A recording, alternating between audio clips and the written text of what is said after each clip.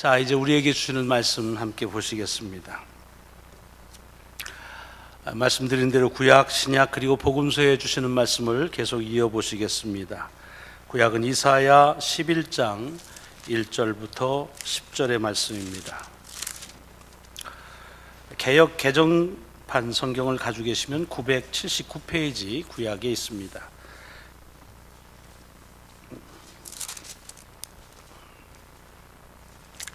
981페이지입니다. 이새의 줄기에서 한 싹이 나며 그 뿌리에서 한 가지가 나서 결실할 것이요 그의 위에 여호와의 영 곧 지혜와 총명의 영이요 모략과 재능의 영이요 지식과 여호와를 경외하는 영이 강림하시리니 그가 여호와를 경외함으로 즐거움을 삼을 것이며 그의 눈에 보이는 대로 심판하지 아니하며 그의 귀에 들리는 대로 판단하지 아니하며 공의로 가난한 자를 심판하며 정직으로 세상의 겸손한 자를 판단할 것이며 그의 입에 막대기로 세상을 치며 그의 입술의 기운으로 악인을 죽일 것이며 공의로 그의 허리띠를 삼으며 성실로 그의 몸에 띠를 삼으리라. 그때에 이리가 어린 양과 함께 살며 표범이 어린 염소와 함께 누우며 송아지와 어린 사자와 살찐 짐승이 함께 있어 어린아이에게 끌리며 암소와 곰이 함께 먹으며 그것들의 새끼가 함께 엎드리며 사자가 소처럼 풀을 먹을 것이며 젖 먹는 아이가 독사의 구멍에서 장난하며 젖된 어린아이가 독사의 굴에 손을 넣을 것이라. 내 거룩한 산 모든 곳에서 해됨도 없고 상함도 없을 것이니 이는 물이 바다를 덮음같이 여호와를 아는 지식이 세상에 충만할 것임이니라. 그 날에 이새의 뿌리에서 한 싹이 나서 만민의 기치로 설 것이요 열방이 그에게로 돌아오리니 그가 거한 곳이 영화로우리라. 아멘. 신약의 말씀은 로마서 15장의 말씀에서 보시겠습니다.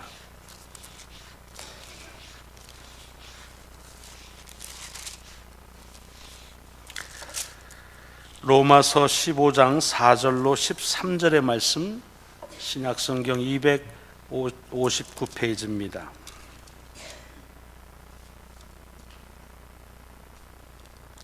무엇이든지 전에 기록된 바는 우리의 교훈을 위하여 기록된 것이니 우리로 하여금 인내로 또는 성경의 위로로 소망을 가지게 함이니라. 이제 인내와 위로의 하나님이 너희로 그리스도 예수를 본받아 서로 뜻이 같게 하여 주사 한 마음과 한 입으로 하나님 곧 우리 주 예수 그리스도의 아버지께 영광을 돌리게 하려 하노라. 그러므로 그리스도께서 우리를 받아 하나님께 영광을 돌리심과 같이 너희도 서로 받으라. 내가 말하노니 그리스도께서 하나님의 진실하심을 위하여 할례의 추종자가 되셨으니 이는 조상들에게 주신 약속들을 견고하게 하시고 이방인들도 그 긍휼하심으로 말미암아 하나님께 영광을 돌리게 하려 하심이라. 기록된 바 그러므로 내가 열방 중에서 주께 감사하고 주의 이름을 찬송하리로다 함과 같으니라. 또 이르되 열방들아 주의 백성과 함께 즐거워하라 하였으며 또 모든 열방들아 주를 찬양하며 모든 백성들아 그를 찬송하라 하였으며 또 이사야가 이르되 이새의 뿌리 곧 열방을 다스리기 위하여 일어나시는 이가 있으리니 열방이 그에게 소망을 두리라 하였느니라. 소망의 하나님이 모든 기쁨과 평강을 믿음 안에서 너에게 충만하게 하사 성령의 능력으로 소망이 넘치게 하시기를 원하노라. 아멘.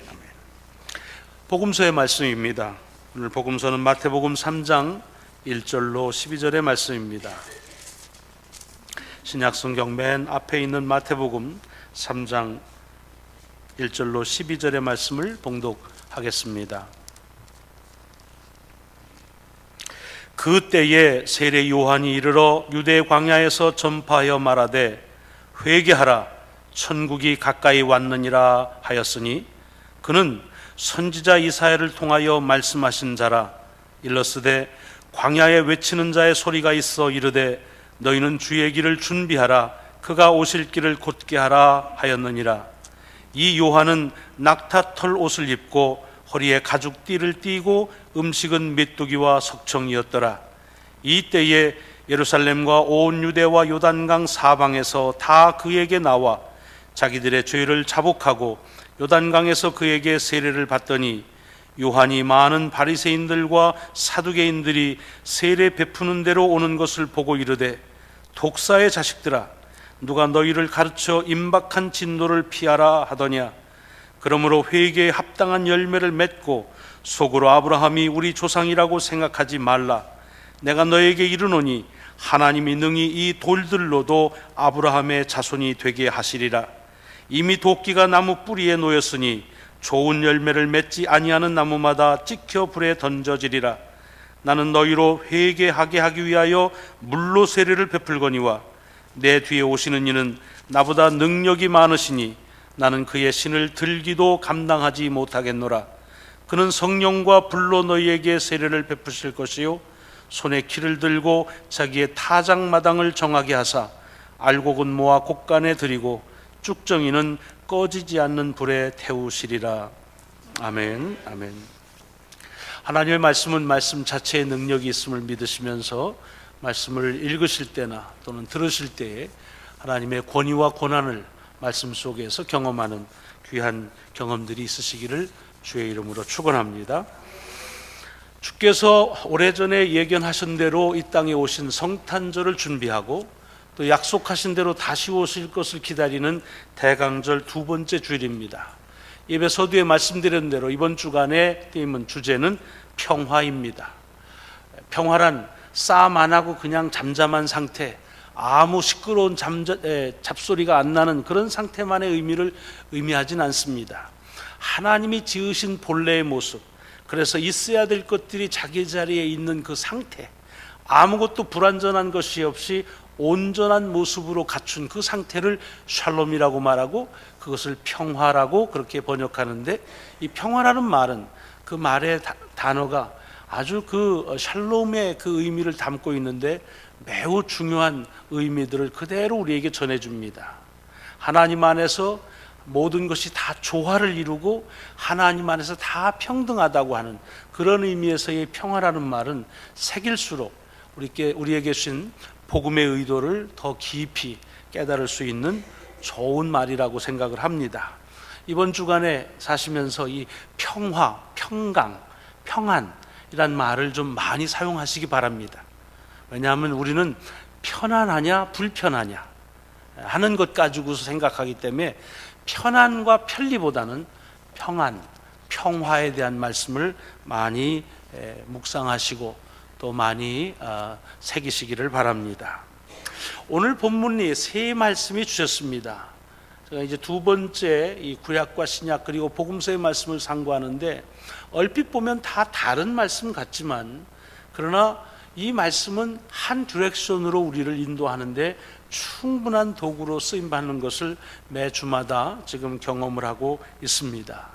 왜냐하면 이 이사야가 아스왕 시대에 선포했던 말씀이나 사도 바울이 그로부터 거의 600~700년이 지난 다음에 주신 말씀이나 예수 그리스도의 복음으로 해서 선포되어진 복음이나 그 말씀에 있어서 다르지 않다고 하는 것을 본문 속에서 깨달을 수가 있습니다. 우선 이사야의 말씀을 보시면 이사야는 이제 메시아가 그리스도가 이 땅에 오시는 때를 예견하면서 그 메시아가 누군지 그리고 메시아가 오셔서 어떤 일을 행하시고 메시아 그리스도를 통해서 지배할 그 나라 그리스도의 나라는 어떤 나라가 될지에 대해서 아주 구체적으로 말씀하고 있습니다. 우선 그 메시아 그리스도는 이새의 줄기에서 나온다 그랬습니다. 그럼 이새의 줄기는 무슨 식품을 얘기하는 건 아닙니다. 이새가 누구입니까? 다윗의 아버지입니다. 그러니까 다윗의 자손 가운데서 온다는 것입니다. 그 말은 무엇을 함축하고 있느냐 하면 온 인류를 위하는 구원자이시만 특정한 방법, 여기로 말하면 어떤 특별한 그리고 특수한 유일한 그와 같은 방법을 통해서 오신다는 것입니다. 그것이 유대인들을 통해서, 특별히 그 중에서도 다윗의 자손을 통해서 그리스도가 이 땅에 임한다고 하는 것입니다.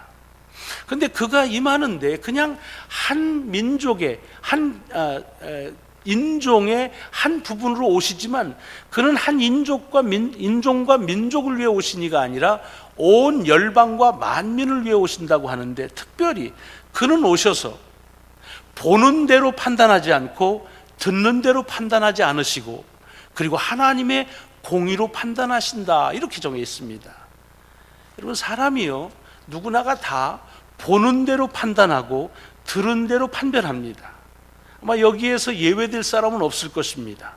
그러나 사실은 엄격하게 보는 대로, 보여지는 대로 보면서 판단하거나 들려지는 대로 들으면서 판단만 하더라도 굉장히 낫지요.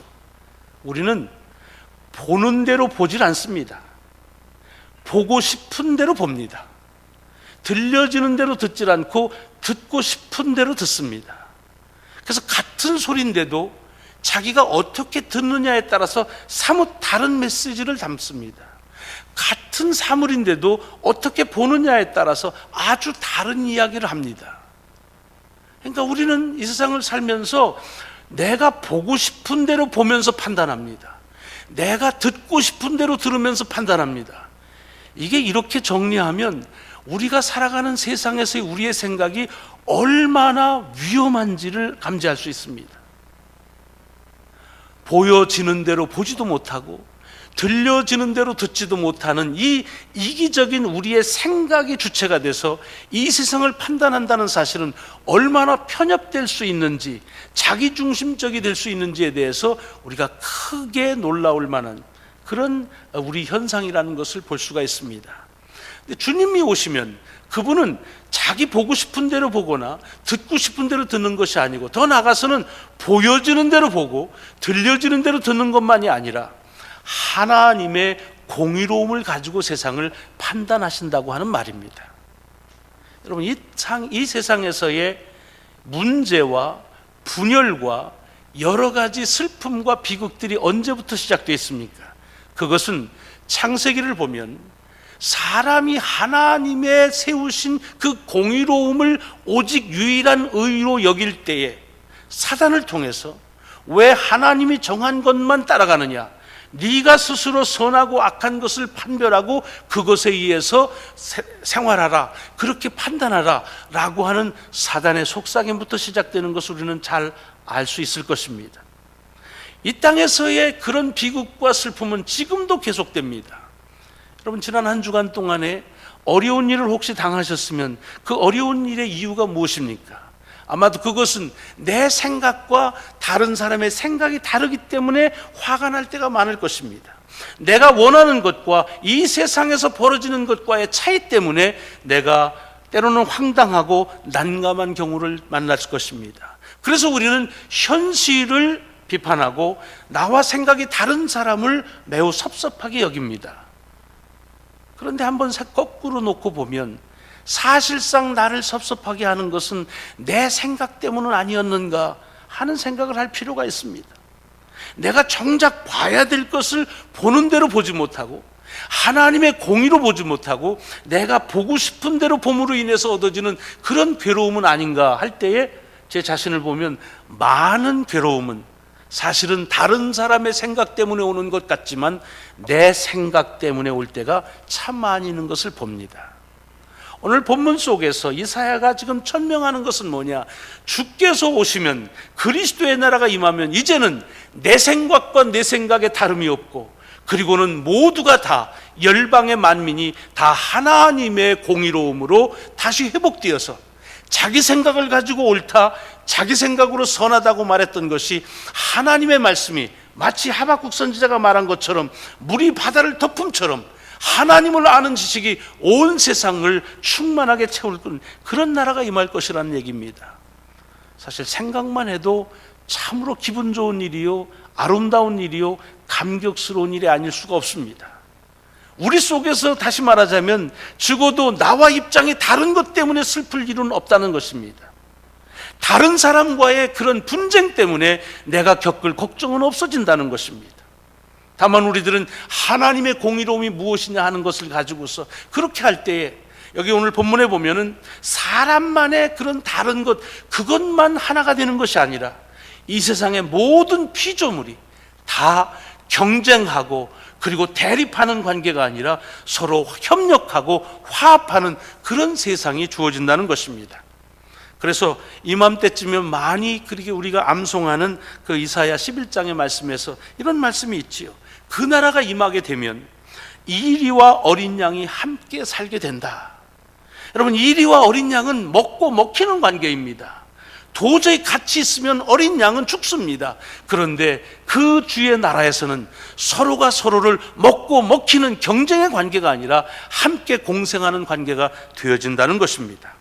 표범과 어린 염소가 함께 누우며 송아지와 어린 사자와 살찐 짐승이 함께 있어 어린아이에게 끌리며 암소와 곰이 함께 먹으며 그것들의 새끼가 함께 엎드리며 사자가 소처럼 풀을 뜯을 것이며 젖 먹는 아이가 독사의 구멍에서 장난하는 그런 일을 볼 것이다. 무엇을 우리에게 주시는 것입니까?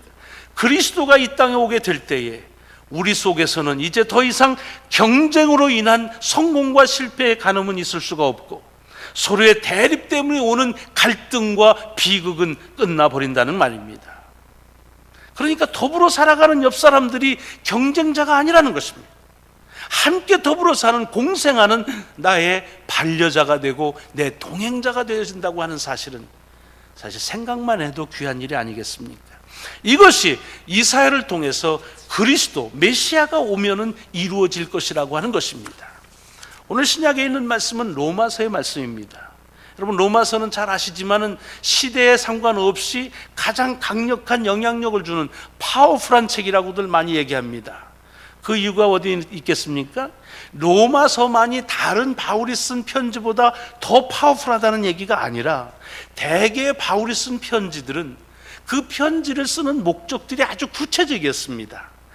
교회에 나타나는 분쟁들에 대해서는 이렇게 하라, 또는 이런 문제는 이렇게 하는 것이 좋다, 인간관계는 이렇게, 그러니까 구체적으로 수신자와 그리고 그 편지를 받는 발신자와의 사이에서 그 일어나는 구체적인 그 여러 케이스에 대한 말씀입니다.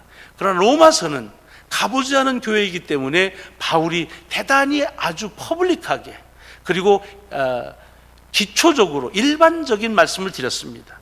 그래서 우리는 이 로마서를 복음의 가장 핵심을 찌르는 말이라고 얘기합니다. 자, 그런데 지금 이 초대교회 로마에 있든지 어디에 있든지 이들은 다 예수를 그리스도로 믿고 하나의 공동체를 이룬 사람들입니다. 그런데 이 사람들에게 무슨 잘못이 있고 그리고 무슨 갈등이 있었겠느냐, 이런 생각 때문에 우리는 자칫 초대교회로 돌아가자는 얘기를 많이 합니다. 그러나 여러분, 바울이 쓴 편지들을 보면은 그 초대교회도 여전히 우리와 같은 문제와 도전과 갈등들이 있었던 것을 봅니다. 왜 그렇게 예수를 그리스도로 믿는 사람들이 모인 그 교회가 그런 갈등들이 있었을까요? 그것은 다름 아닌 다른 사람들이 모였기 때문인 것입니다. 서로가 다른 이들이 모였기 때문에 거기서 오는 갈등들이 여전히 지금도 우리가 경험하고 있는 것과 같습니다. 공동체의 문제는 다른 사람들이 모였기 때문에 있습니다. 그래서 우리는 어떻게 합니까? 가능하면은 우리하고 다른 것이 좀 덜 있는 공통분모가 많은 사람들을 모이는 걸 좋아합니다. 그래서 같은 학교 다닌 사람끼리 모이고, 고향이 같은 사람, 취미가 같은 사람, 뭐 이렇게 여러 가지로 모이는 걸 좋아합니다. 왜? 다른 것은 우리에게 갈등을 이해하기 때문에 그렇습니다. 근데 우리 교회에서도 보면 어떠세요? 식사하는 것도 보면 내가 불편한 사람하고 같이 먹는 거를 가급적이면 피하죠. 그래서 나하고 어떤 모양으로든지 같다고 하는 생각하는 일과 쫓아가는 것이 우리 사람의 가지고 있는 본능이라고 생각합니다. 초대교회에는 무엇이 그렇게 큰 다름이었느냐 하면 유대인과 그리고 이방인, 엄밀히 말하자면 유대교에서 자라나서 교인이, 그리스도인이 된 사람들과 유대교의 전통에서 자라나지 않고 다른 문화와 사상 속에서 자라나서 그리고 교인이 된 이 사람들과의 갈등이 시작됩니다. 처음부터 갈등이 있었던 것은 아니죠. 여러분, 처음은 다 유대인들만이 교인이었습니다. 예수님도 제자도 첫 교인들은 다 유대인이었습니다. 그러다가 이제 예루살렘에서부터 복음이 전파돼서 사방으로 여러 지역으로 흩어지면서 맨 처음은 그 지역에 사는 유대인들이 대상이었습니다. 그것이 점점 확대되다 보니까 이제는 유대인이 아닌 사람들이 그 공동체에 들어오기 시작합니다. 그러면서 갈등이 시작됩니다. 어떤 갈등이었을까요? 유대인들이 볼 때 이방인은 허접스럽습니다.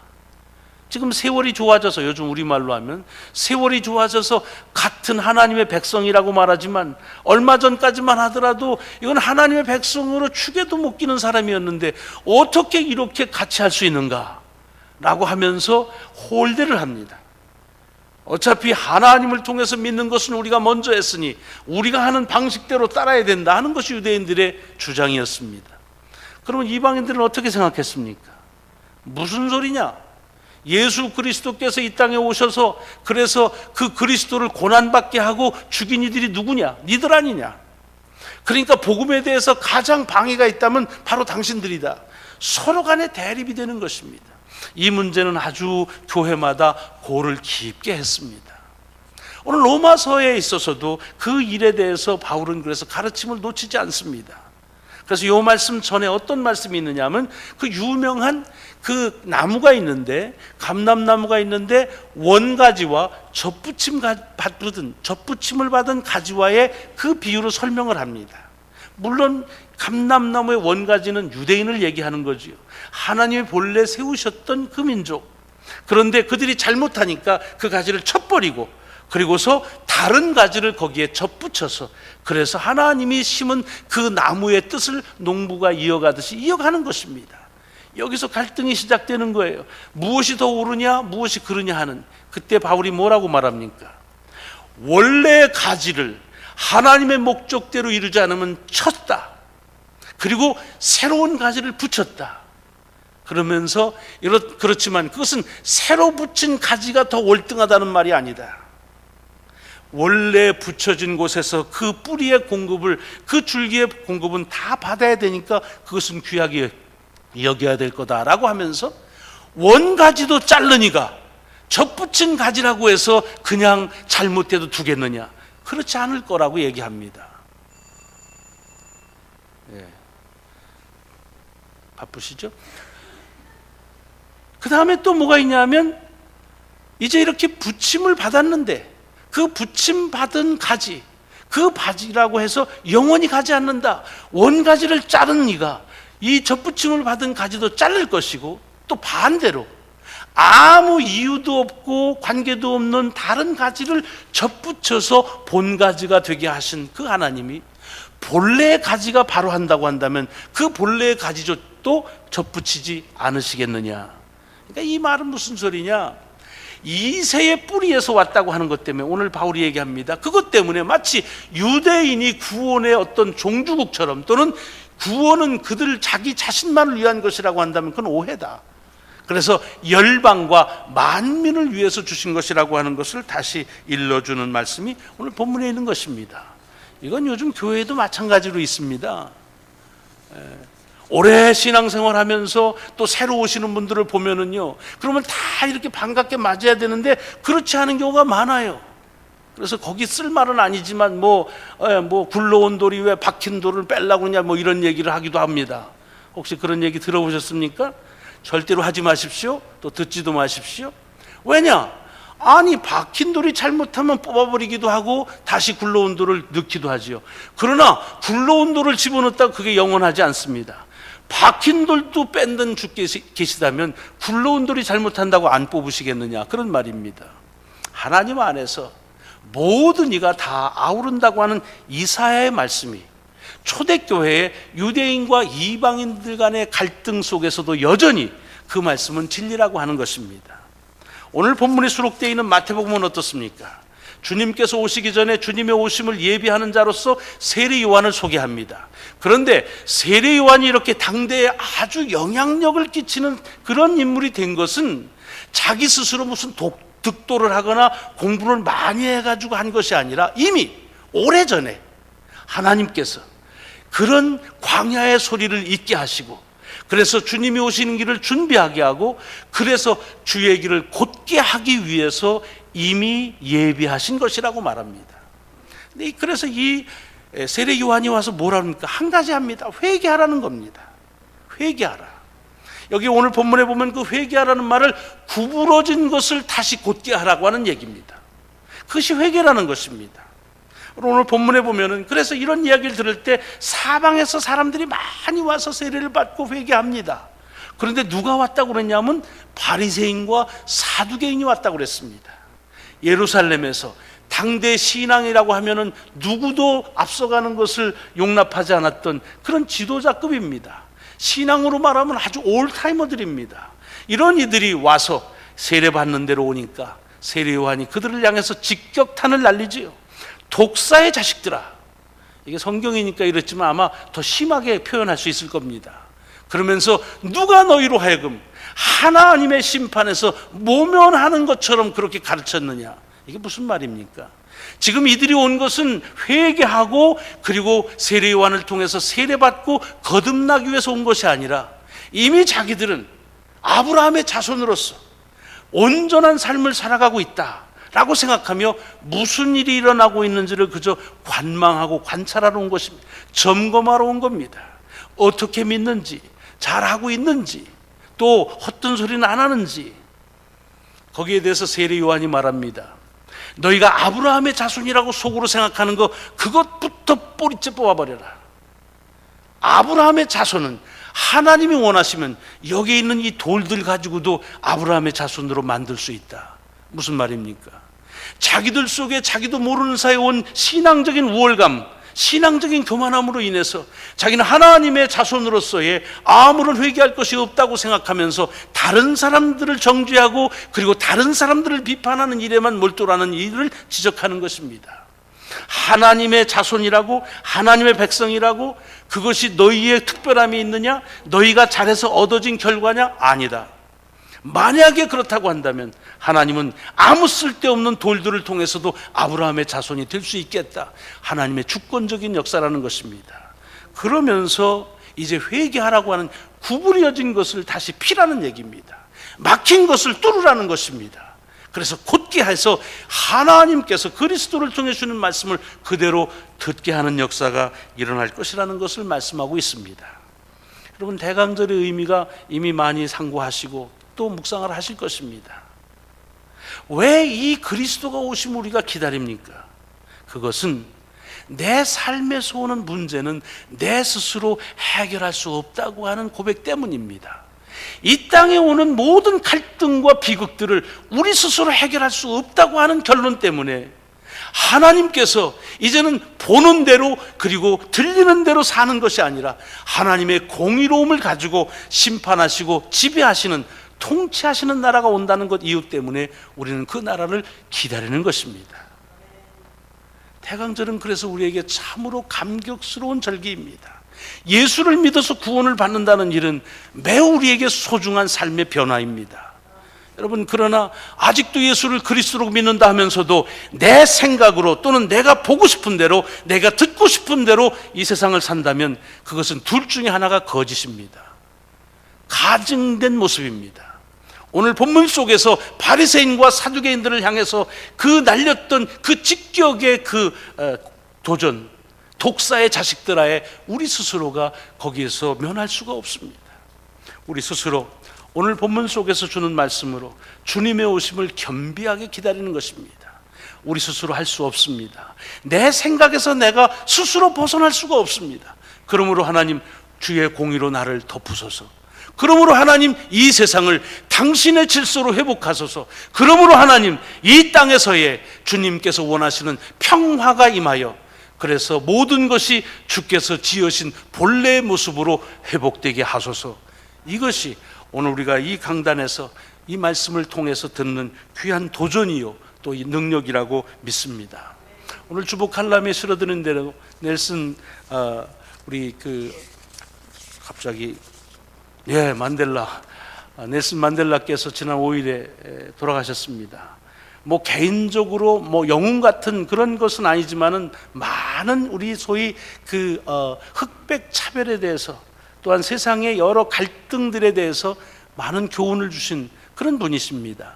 근데 오늘 주보에 그분이 하신 말씀의 여러 개를 좀 추려서 그래서 실어드렸는데, 가장 마음에 와 닿는 것 중에 하나는 뭐냐 하면, 그분이 내란 혐의로 이제 재판을 받을 때 최후 진술했던 말입니다. 거기에 뭐라고 돼 있느냐 하면, 나는 이 아프리카인들의 투쟁에 나 자신을 바쳐왔습니다 라고 하면서, 그러나 나는 백인이 지배하는 사회에 맞서 싸웠고 또한 흑인이 지배하는 사회에도 반대해 싸웠습니다. 나는 모든 사람이 함께 조화를 이루고 동등한 기회를 누리는 민주적이고 자유로운 사회에 대한 이상을 간직하고 있습니다. 그런 사회야말로 내가 살아가고 있는 목적이고 이루고 싶은 것입니다. 하지만 필요하다면 그런 이상을 위해 나는 죽을 준비가 되어 있습니다 라고 하는 그런 최후의 진술입니다. 여기서 얘기하는 이 만델라의 그 포인트는 뭡니까? 나는 지금 흑백의 차별 속에서 흑인이 인간 대우를 받지 못하는 이 세상이 뒤집혀져서 이제는 흑인이 지배하는 그런 사회를 누리려고 하는 것이 아니라는 겁니다. 백인이 흑인을 지배하는 것이 옳지 않은 것처럼 흑인이 백인을 지배하는 것도 옳지 않고, 누가 누구를 지배하고 누구의 생각이 누구의 생각보다 앞서지 않는, 우리는 오늘 본문의 성경대로의 말씀을 하자면 공의로 지배받는 사회, 하나님의 뜻대로 지배받는 질서, 바로 그 질서를 위해서 살기를 희망하고, 혹여 필요하다면 나는 그 일을 위해서 죽음을 기꺼이 감당하겠다고 하는 고백입니다. 여러분, 오늘 우리들의 사회는 우리 스스로의 노력으로 되어지진 않습니다. 그래서 그리스도가 오심이 우리에게 소중합니다. 이 절기가 평화의 왕으로 오시는 주님이 우리의 가정과 개인, 교회와 이 사회 속에 다시 오심으로 인해서 내 생각의 차이나 또는 저와 나의 보는 다름에서의 차이로는 갈등이 아닌 하나님의 관점으로, 하나님의 공의로움으로 같은 평화를 맛보고 사는 귀한 나라가 이루어지기를 소망하는, 그리고 그 나라를 맛보는 여러분이 되시기를 주의 이름으로 축원합니다. 기도하시겠습니다.